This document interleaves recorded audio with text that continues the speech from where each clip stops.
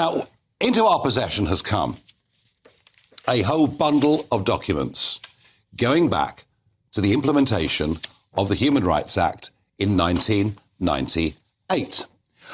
And what is really interesting about these documents, This Prime Minister is so desperate now, he's so on the run, that he resorted just to outright lies. Outright lies. The idea... The Purple Revolution, how Farage reform is reshaping British politics while Labour and Tories sleep. Good evening, and welcome back to UK Connors, where we dissect the political machinations that truly matter.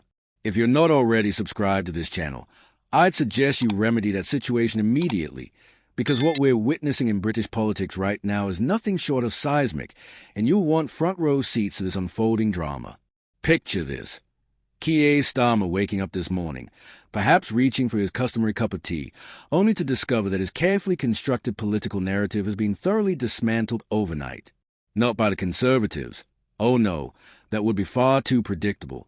But by Nigel Farage's Reform UK, a party that has just delivered what can only be described as a masterclass in political insurgency. Let's be absolutely clear about what transpired in these by-elections, because the implications stretch far beyond mere council seats. This isn't simply about local politics. This is about the fundamental realignment of British political allegiances, and frankly, it's about time someone paid attention. In the Vale of Glamorgan's Ilted Ward, Reform UK didn't just win, they obliterated expectations. Starting from absolute zero, having never contested this seat in 2022, Farage's candidate secured a commanding 31.3% of the vote. Meanwhile, Labour, the supposed opposition party, the would-be government in waiting, tumbled to fourth place with a catastrophic 22.7-point drop. Fourth place. Let that sink in for a moment. This is Starmer's Labour Party, supposedly riding high in national polls, being relegated behind not one, not two, but three other parties in what should be contested territory. But that's merely the appetizer to this political feast. The main course was served in Walsall's Pelsall Ward, where Reform UK didn't just win. They dominated with an absolutely staggering 45% of the vote. This represents a 31.3-point surge in their vote share, while the Conservatives, remember them? The supposedly governing party, suffered a humiliating 24.1-point collapse. When you're losing by margins like that, it's not a defeat, it's a rout.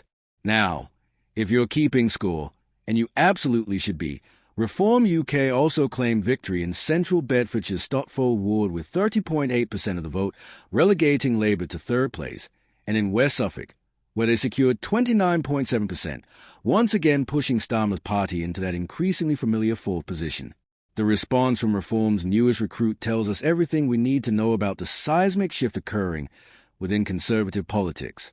Nadine Dorries, that formidable political operator who recently made the rather astute decision to defect to Reform, was positively effusive about her new party's performance in her former constituency.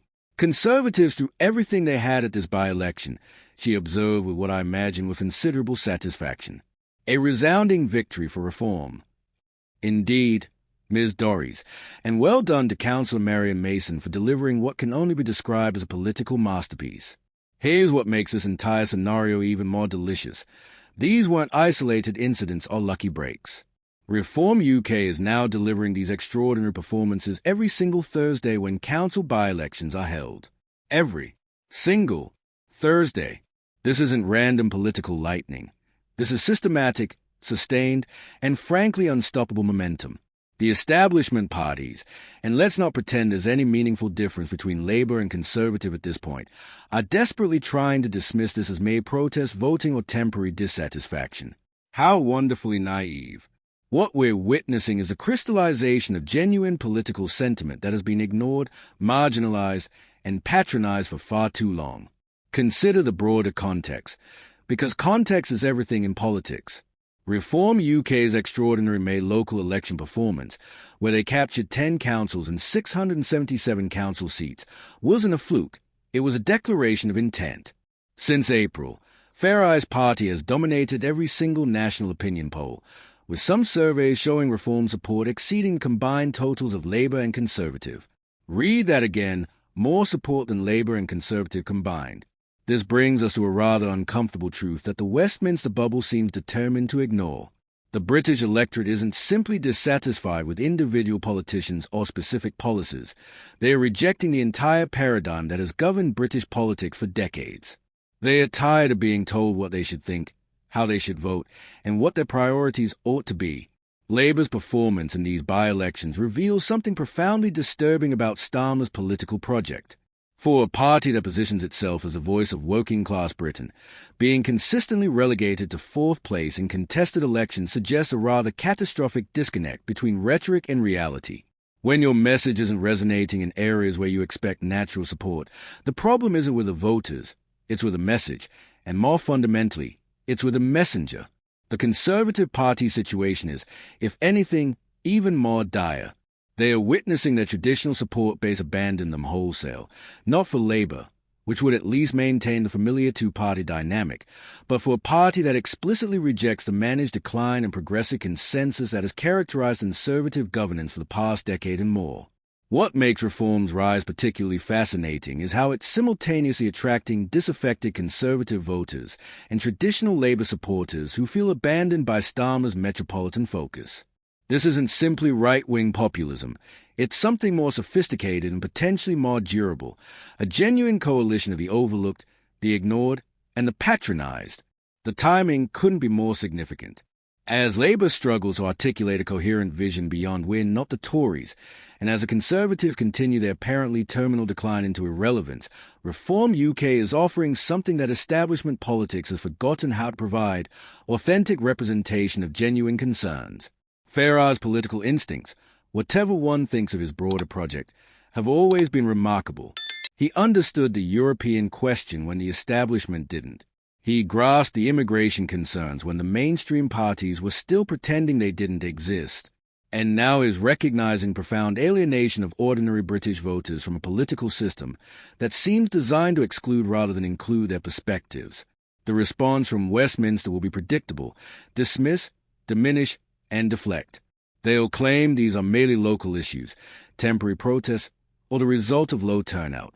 This is precisely the kind of establishment complacency that created the conditions for Reform's rise. And what we're witnessing isn't simply electoral success.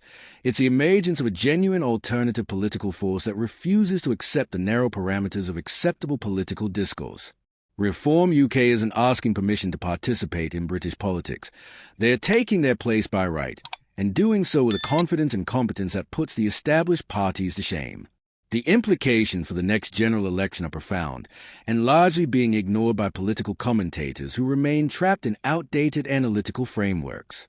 If Reform UK can maintain this momentum, and there's absolutely no reason to believe they can't, we're looking at a complete reconfiguration of British electoral politics. Labour's assumption that Conservative decline automatically translates into Labour advancement is proving spectacularly misguided. Instead, we're seeing the emergence of a three-way political contest where Reform UK is increasingly setting the agenda while Labour and Conservatives scramble to respond to developments they clearly didn't anticipate and don't understand. The beauty of Reform's strategy lies in its simplicity. They are offering to represent people who feel unrepresented, to speak for concerns that have been dismissed, and to challenge assumptions that have gone unchallenged for far too long. In a political environment characterized by managed messaging and focus group platitudes, authenticity becomes a revolutionary act. For Starmer, these results represent a fundamental challenge to his entire political strategy. His assumption that moderate, managerial competence would naturally attract broad electoral support is being systematically demolished by a party that offers passion, principle, and genuine political alternative. When voters are choosing Reform over Labour in increasing numbers, it suggests something rather more serious than temporary dissatisfaction. It suggests comprehensive rejection. The Conservative Party's response has been equally instructive in its inadequacy.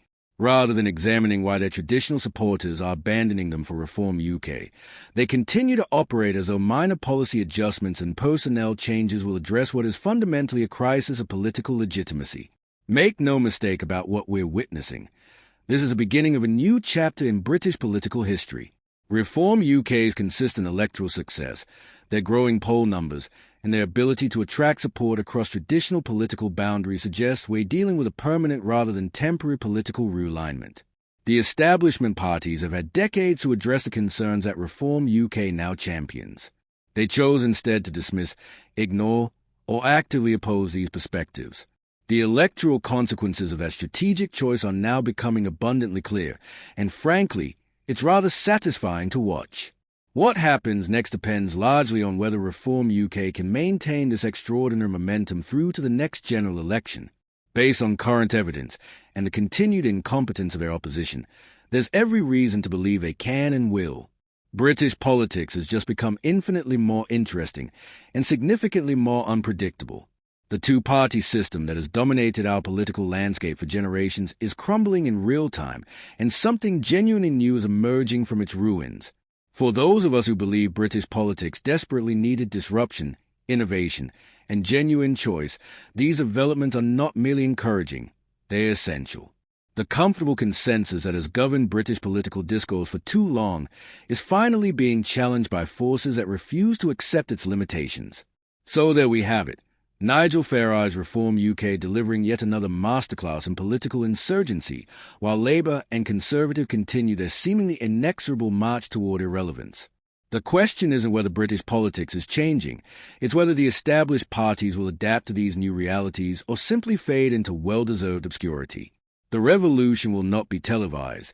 It will be tallied, ward by ward, council by council, until the entire rotten edifice of British establishment politics finally collapses under the weight of its own contradictions and complacency.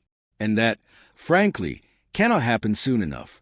Stay tuned to UK Connors for continued analysis of this unfolding political drama, because if you think tonight's revelations were significant, you haven't seen anything yet. Subscribe now, because British politics just became unmissable, and you'll want to witness every moment of what promises to be the most consequential political transformation in generations. The establishment's comfortable assumptions are crumbling, and it's absolutely magnificent to watch.